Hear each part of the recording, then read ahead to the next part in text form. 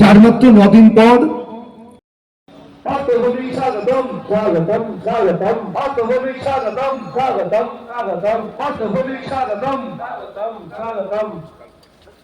এবার সেদিন প্রথম প্রধানমন্ত্রী যাকে গালমন্দ করে নরেন্দ্র মোদী, আমরা যারা বিজেপি করছেন তাদেরও বলি, ভাই তোমরা শিক্ষা নাও, আমরা কম দেশে একজন প্রধানমন্ত্রী পেয়েছি, ঐতিহ্যকে কারা ভুলুণ্ঠিত করে দিচ্ছেন। আমার প্রথম প্রধানমন্ত্রী পণ্ডিত নেহেরু, তিনি দেশবাসীকে বলেছিলেন যে আপনারা যা ইচ্ছে ভোট দিন, কিন্তু অবশ্যই ভোট দান করবেন। আর আমাদের আজকের প্রধানমন্ত্রী বলছেন বাংলায় এসে না। এই নির্বাচনটা বাঙালির অস্তিত্ব থাকবে কিনা তার নির্বাচন। আমি এই কথাটা কেন বলছি আপনাকে ভাবতে হবে, বুঝতে হবে। বিজেপি বলছে আমরা বাংলা দখল করব। দখল কার?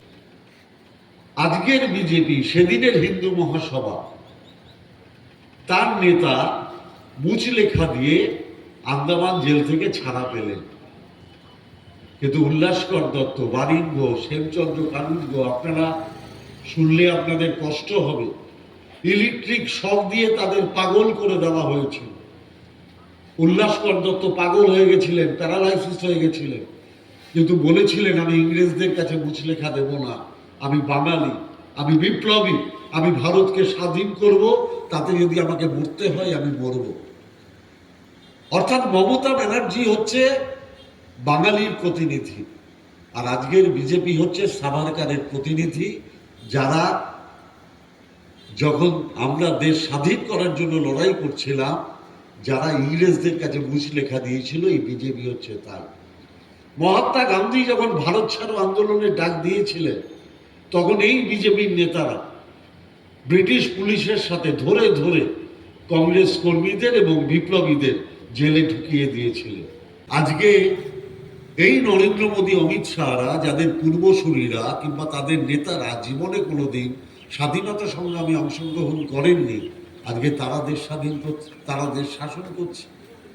তাই বাঙালির সামনে, মমতা ব্যানার্জির সামনে ওরা মাথা তুলে কথা বলতে পারে না। কারণ ওরা যখন মমতা ব্যানার্জির সামনে দাঁড়ায়, আর মমতা ব্যানার্জি যখন বাংলার কথা, বাঙালির কথা সদর্পে বলে, ওদের লজ্জায় মাথা নিচু হয়ে যায়। কারণ ওরা সবচেয়ে ভালো করে জানে ওরা বিশ্বাসঘাতকের বংশধর, আর মমতা ব্যানার্জি হচ্ছে স্বাধীনতা সংগ্রামীদের বংশধর। তাই ওরা বাংলার মনীষীদের অসম্মান করে।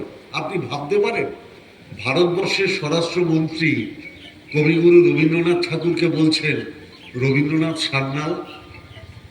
আপনি কল্পনা করতে পারেন ভারতবর্ষের প্রধানমন্ত্রী পার্লামেন্টে দাঁড়িয়ে বলছেন বঙ্কিম দা, ঋষি বঙ্কিমচন্দ্র চট্টোপাধ্যায়, ওনার কাছে নাকি দাদা, বঙ্কিম দা।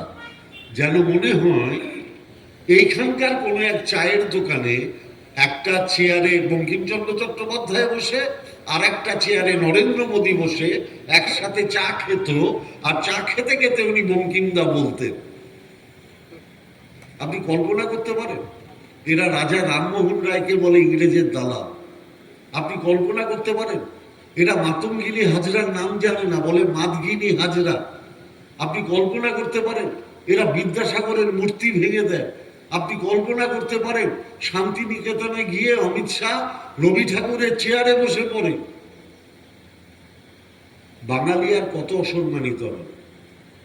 ভারতবর্ষটাকে ওরা শাসন করছে, কিন্তু ভারতবর্ষের মানুষ এখন বুঝে গেছে।